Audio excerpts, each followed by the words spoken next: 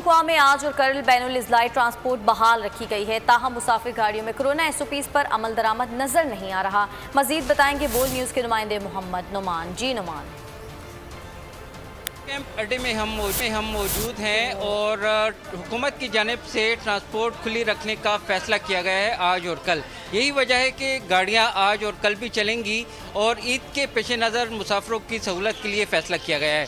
ताहम इस फैसले को एसओपीज़ के साथ मशरूत किया गया है और उसकी बुनियादी शर्त यह है कि हर गाड़ी में आधी तादाद में मुसाफिरों को बिठाया जाए। लेकिन इस गाड़ी में आप देख सकते हैं कि ये बिल्कुल भरी हुई है, इसमें एक सीट का गैप नहीं दिया गया।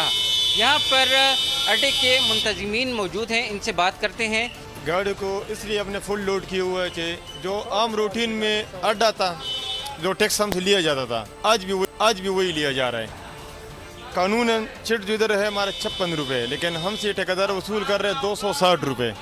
ये हमें अड्डे में रियायत दे दे थोड़ा सा, तो हम सवारियों के साथ रियायत करेंगे। अगर ठेकेदार गाड़ी वाले के साथ रियायत नहीं करेगा तो ड्राइवर कैसे करेगा। दूसरा, इधर से 70 रुपये किराया पेशावर में आम रूटीन में भी था, आज ईद के दिन में भी है। आप इंडी में जाके देख ले, आम रूटीन में उनका 300 है, आज उनका 700 कराया है। लेकिन यहाँ 1 रुपये भी हमने फालतू किसी से नहीं लिया है। मुख्तलिफ टैक्सेस हैं, जो अड्डे की फीसें हैं वो इतनी ज़्यादा हैं, उसमें कोई रिलैक्सेशन नहीं। ठीक है, बहुत शुक्रिया आपका।